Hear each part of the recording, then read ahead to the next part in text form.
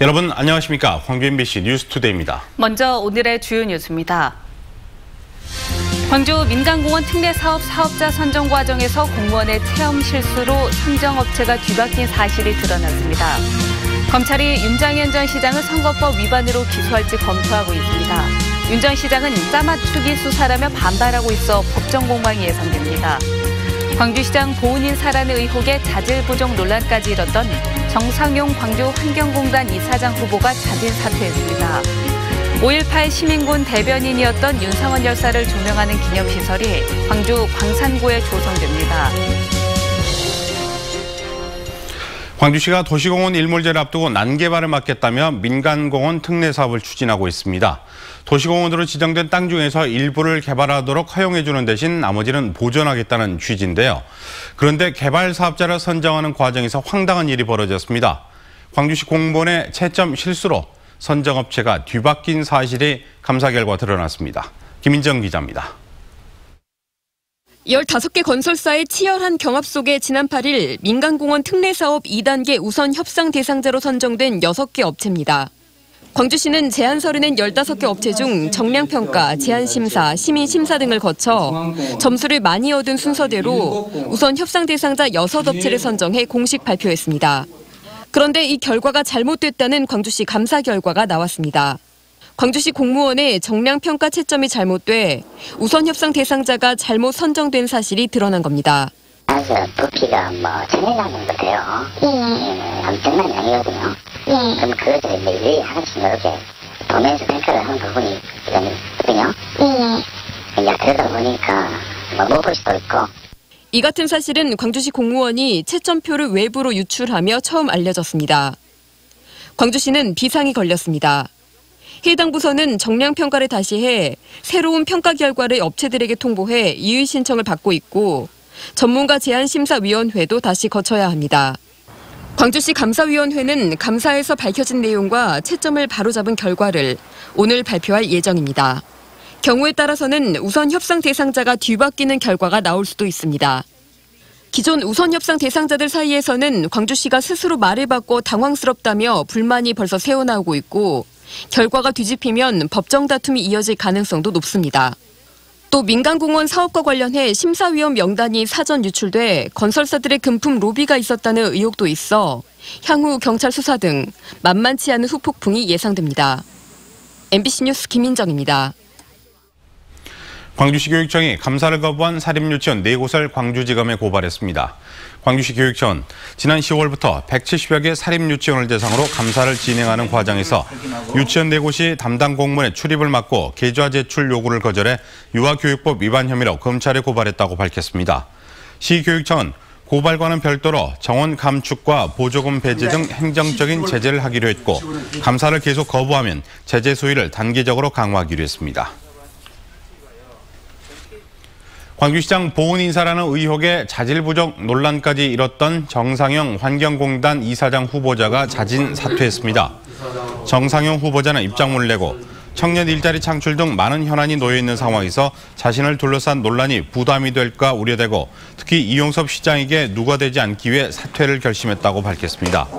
앞서 광주시의회 의장단과 상임위원장들은 긴급회의를 열고 정상용 후보자가 환경공단 이사장으로 부적합하다고 의견을 모은 바 있습니다.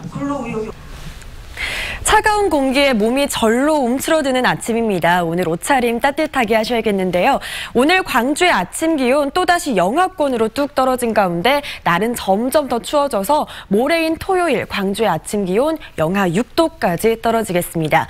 이렇게 기온이 뚝 떨어진 가운데 찬바람까지 강하게 불면서 체감온도는 더 낮겠습니다. 날은 더 추워졌지만 오늘 광주와 전남 지역 대체로 맑은 날이 이어지겠습니다. 현재 시정도 20km 이상으로 쭉 뻗어 있고요. 오늘 미세먼지 농도 대부분 지역에서 좋음 수준으로 공기도 깨끗하겠습니다. 다만 오늘 곡성과 구례 등 전남 동부 내륙을 중심으로 눈 소식이 있습니다. 예상 적설량은 최고 3cm고요. 예상 강수량은 5mm 미만으로 전망됩니다. 날씨였습니다. 오늘로 6.13 지방선거 범죄 공소시효가 끝나는 가운데 검찰이 윤장현 전 광주시장을 기소할지 여부가 관심입니다. 윤 전 시장은 검찰 수사가 무리하고 일방적이라며 강한 불만을 드러냈습니다. 김철원 기자입니다. 두 번째 소환 조사를 받은 윤장현 전 광주시장이 검찰 정사를 나서고 있습니다. 사기 피의자 김 씨 자녀들의 채용에 관여한 건 사실이지만 공천을 대가로 돈을 준 것은 사실이 아니라며 혐의를 인정할 수 없다는 소극적 입장에서 검찰 수사가 무리하다는 적극적 입장으로 한 발 더 나아갔습니다. 지난 11월 초 사기 피의자 김모 여인이 윤 전 시장에게 보낸 죽을 죄를 쥐었다는 문자 메시지와 같은 윤 시장에게 유리한 증거들은 검토하지도 않은 채 송금과 공천을 무리하게 엮고 있다는 겁니다. 조사와 수사의 과정이 불공정하다는 그런 판단을 갖고 수사에 나서지 않았습니다. 6.13 지방선거 사범 공소시효 만료를 몇 시간 남겨두지 않은 검찰은 조사 내용을 바탕으로 윤 전 시장을 기소할지 말지를 고심하고 있습니다. 공직선거법 위반 혐의를 적용한다면 적어도 오늘까지는 재판에 넘겨야 하기 때문에 윤 전 시장과 피의자 김 씨가 주고받은 문자 메시지의 속내를 파악하는 데 주력하고 있는 것으로 알려졌습니다. 하지만 윤 전 시장이 검찰 조사에 적극 반발하고 있어 검찰이 기소하더라도 향후 치열한 법정 공방이 예상됩니다. MBC 뉴스 김철원입니다. 5.18 시민군 대변인이었던 윤상원 열사를 조명하는 기념시설이 광주에 조성됩니다. 광주 광산구는 5.18 광주 민주화운동 39년인 내년 완공을 목표로 신룡동 부지에 윤상원 민주 커뮤니티 센터를 추진 중입니다.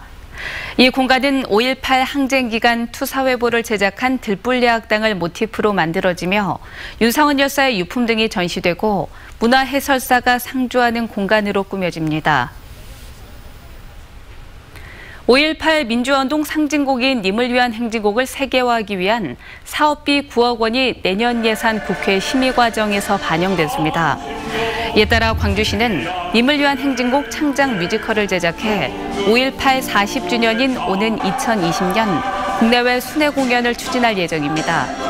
이와 함께 오는 2022년까지 정부 예산과 광주시 예산 등 모두 83억 원을 들여 님을 위한 행진곡 표준 가사와 창작 배경 등을 세계어로 번역하고 전 세계인이 공감할 수 있는 문화 콘텐츠로 만들어 보급할 계획입니다. 근로정신대 할머니들을 돕고 있는 일본의 양심적 시민들, 어제 이 시간에 보도해드린 바가 있습니다. 이들이 아니었다면 근로정신대로 동원됐던 소녀들의 한 맺힌 사연은 영원히 묻혀버렸을지도 모릅니다.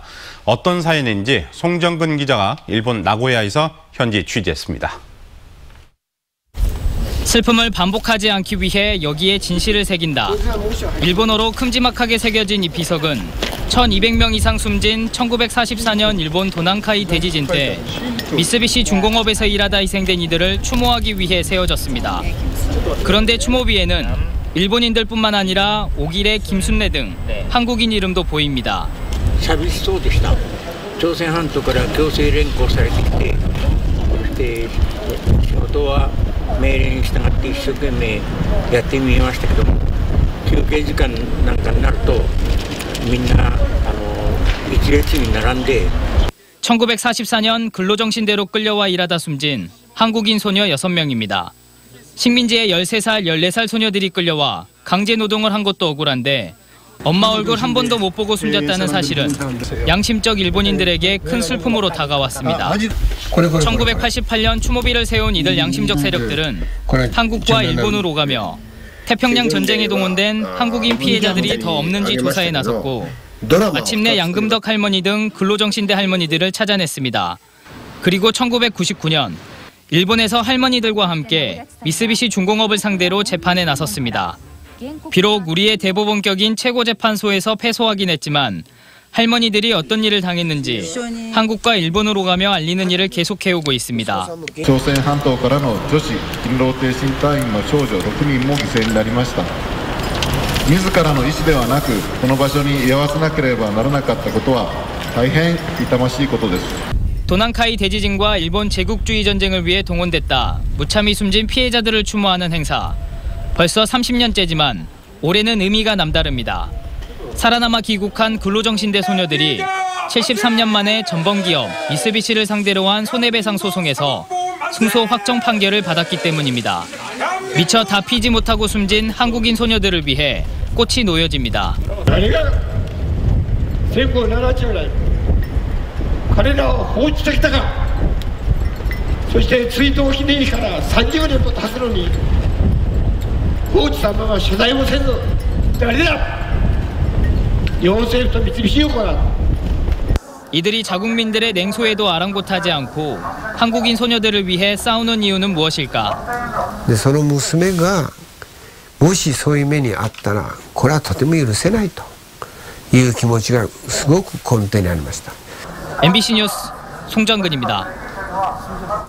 한국천주교 주교회 의장이자 광주 대교구장인 김희중 대주교가 아시아 주교회의 연합회의 동아시아 지역대표로 임명됐습니다. 아시아 주교회 연합회는 동아시아와 중앙아시아, 동남아시아와 남아시아 등 아시아 각 지역 주교회의가 참석하는 연합체로 김희중 대표의 임기는 내년 1월부터 3년간입니다. 녹차의 고장 보성에서 차밭 빛축제가 내일부터 시작됩니다. 겨울왕국을 주제로 한국 차문화공원 일대에서 한 달 동안 펼쳐지는 빛축제는 미디어 파사드와 LED, 소망카드 달기 등 다양한 참여형 프로그램으로 꾸며집니다. 축제 개막에 앞서 어제 저녁에는 차밭에 설치된 은하수 터널과 겨울왕국 트리 등 수백만 개 전등이 불을 밝히고 빛의 향연을 펼쳤습니다.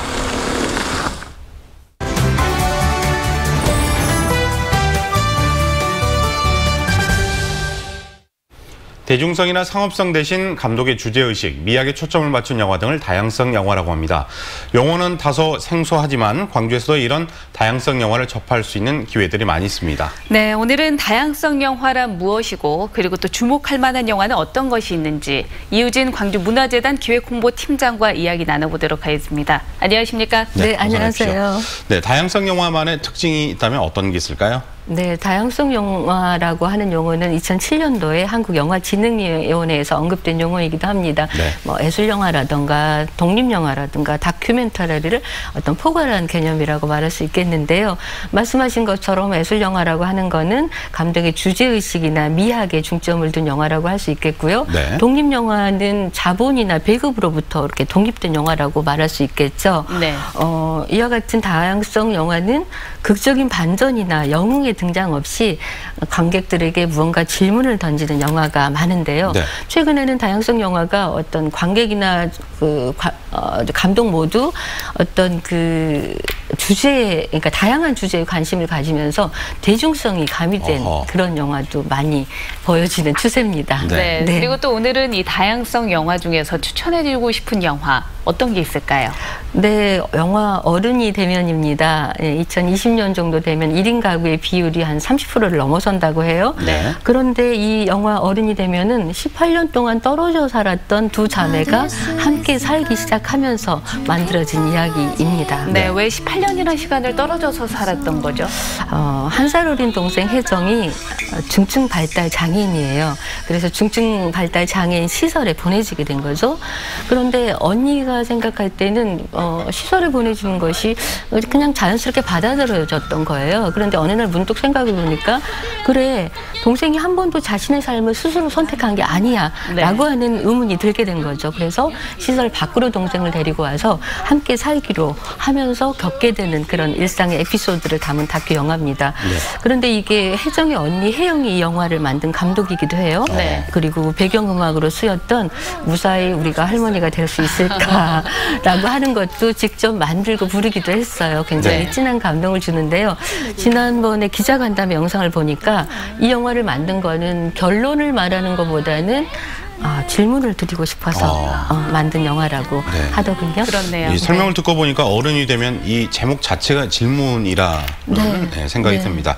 자, 그리고 최근에 우리 지역 감독이 제작해서 청년 영화상을 수상해서 화제가 되고 있는 신기록도 어떻게 보면 다양성 영화가 아닌가 싶은데요. 네, 그렇죠. 광주에서 제작된 단편영화 신기록이 제39회 청룡영화상 단편영화상 수상을 받았어요. 네. 굉장히 기쁜 일이 아닐 수 없습니다. 그래서 수상 기념으로 행사가 있는데 오늘 저녁 7시에 광주 독립영화관에서 영화를 상영하고요. 허지훈, 이경호 감독과 광주에서 여성 영화를 만든다는 것에 대해서 이 주제 토크를 하게 됩니다. 네. 특히 영화 신기록은 다양성 영화이기도 하지만요. 광주 영화인들이 오롯이 이 영화를 만들어서 이렇게 큰 상을 받은 것이 굉장히 큰 계기가 일이죠. 되는 건데요. 예. 네. 지역 영화인들에게도 큰 힘이 되지 않을까 싶어요. 네. 그리고 뭐 저도 그렇지만 많은 분들께서 좋아하셨던 러빙 빈센트 이 뒷이야기가 있다면서요. 네. 영화 제목이 러빙 빈센트 비하인드 에디션. 네. 그러니까 지난해 굉장히 큰 선풍을 일으켰잖아요. 세계 최초의 유화 애니메이션. 그리고 빈센트 반 고흐 같은 경우에는 어쩌면 세계에서 가장 사랑받는 화가가 아닐까 싶어요. 그렇죠. 네. 107명의 화가가 10년 동안 작품을 만들어가지고 이 반 고흐의 붓터치의 그 생생한 영상미들을 이렇게 살려낸 그런 작업인데요. 자료 화면으로 나오고 있네요. 네, 그렇죠. 네.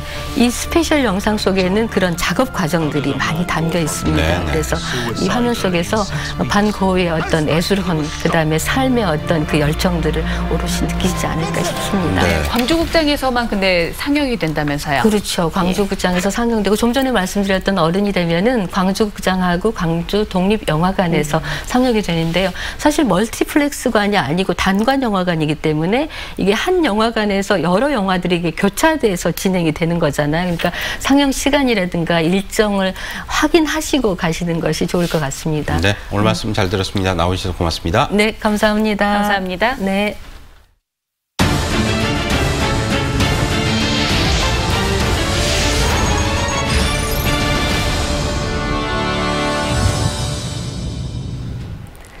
많은 섬과 육지가 다리로 연결되고 있지만 타당성이 부족하다는 이유로 사업이 수포로 돌아간 경우도 적지가 않습니다. 여수 화태 백야 구간이 대표적인데요.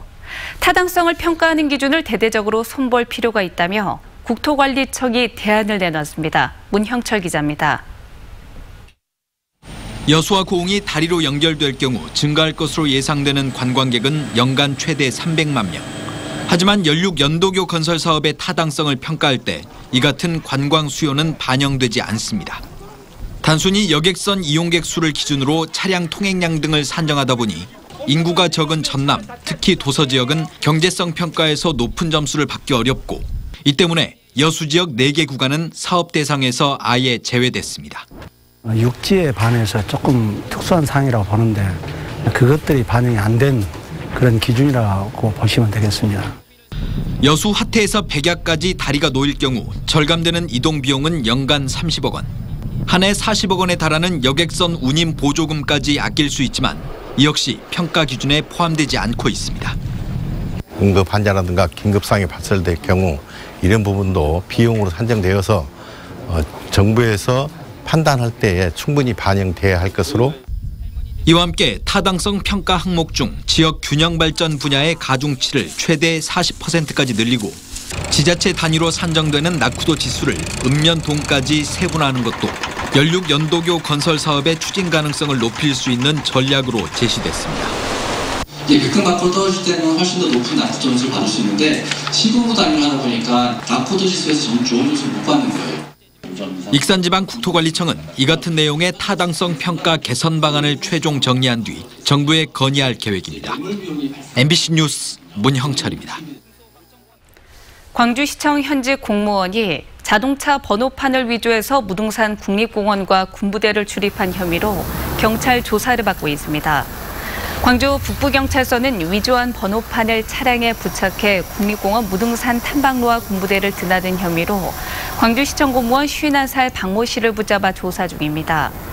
박 씨는 위조한 번호판 2개를 자신의 차량에 달고 올해 2월부터 11월까지 34차례에 걸쳐 출입한 혐의인데 경찰 조사에서 박 씨는 취미로 찍는 사진을 찍기 위해 그랬다고 진술했습니다. 광주시 의회 장현주 의원은 미혼모자가 한부모 가족시설에서 퇴소할 때 지원하는 정착금을 현재 500만 원에서 1000만 원으로 늘려야 한다고 주장했습니다. 장 의원은 시의회 예산결산심사에서 이같이 주장하면서 광주시가 의지를 갖고 정착금 예산을 늘리라고 요구했습니다. 한부모 가족시설의 거주기간은 1년에서 최장 3년으로 기간이 지나면 퇴소해야 합니다. 무등산 환경대학 46기, 47기 통합수료식이 광주 MBC 공개홀에서 열렸습니다. 어제 열린 수료식에는 석 달 동안 무등산 환경보호와 탐방 해설 과정 등을 마친 80명의 수강생들이 참석해 수료증을 받았습니다. 지난 1994년 첫 수료생을 배출한 무등산 환경대학은 지금까지 3,155명의 무등산 환경 파수꾼을 양성했습니다. 광주 일자리에 대해 의견을 나누는 광주 일자리 토론 한마당이 광주 김대중 컨벤션 센터에서 열렸습니다. 광주시 주최로 어제 열린 토론회에서는 청년과 노인, 장애인 등 시민 200명이 토론자로 참여해 지역 고용 정책 등에 대한 친절한 안내가 있었으면 좋겠다는 의견 등을 제시했습니다. 또 일자리 관련 유관기관들이 모여 앞으로 이런 자리를 정례화해 일자리 대안을 도출하면 좋겠다는 의견을 모았습니다. 수요는 굉장히 많다는 것입니다. 공론화는 정책을 결정하기 전에 진행하고 정책 결정 후에 할 경우에는 보다 엄격한 기준을 적용해야 한다는 지적이 나왔습니다. 도시철도 2호선 공론화 평가 토론에서 최영태 공론화위원장은 이미 진행 중인 사업을 중단시키고 공론화를 진행할 경우 여러 부작용이 따른다며 이같이 제안했습니다. 또 이미 사업이 진행 중이거나 환경 보존과 관련한 사안은 단순 다수결이 아니라 가중치를 적용해 번복이 어렵도록 하고 찬반 양측의 홍보비는 공론화 비용에서 부담하는 게 바람직하다고 밝혔습니다. 구체적인 내용들을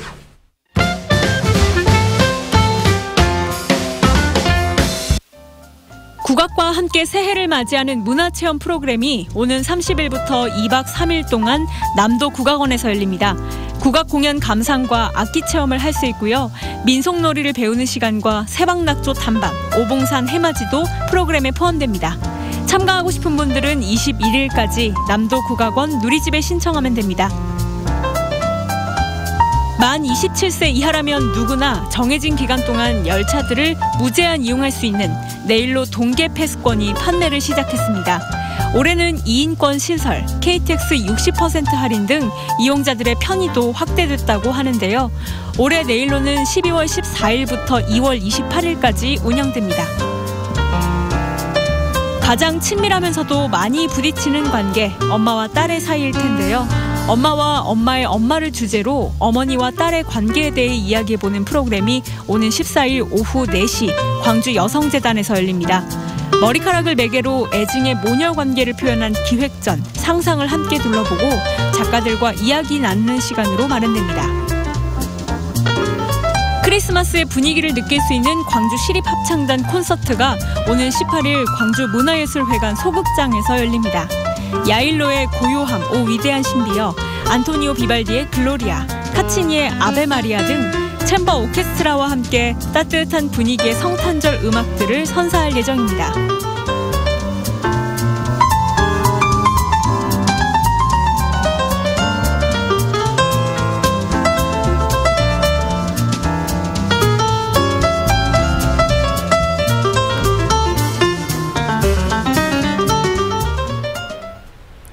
다음은 희망 2019 나눔 캠페인에 성금을 보내주신 분들입니다.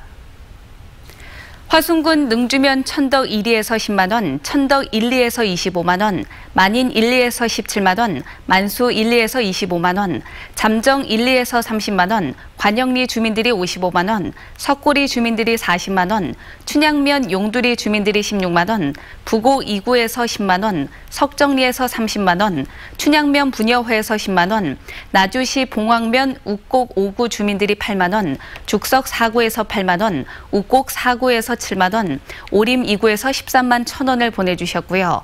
덕림 3구에서 8만 5천 원, 신동 3구에서 10만 원, 장성군 장성읍 상호 1, 2 주민들이 17만 원, 상호 3리에서 20만 원을 보내주셨습니다. 광주 동구 계림동 남양철몰 대표 이재진 씨가 100만 원을 보내주셨습니다. 성금을 보내주신 분들께 감사드립니다.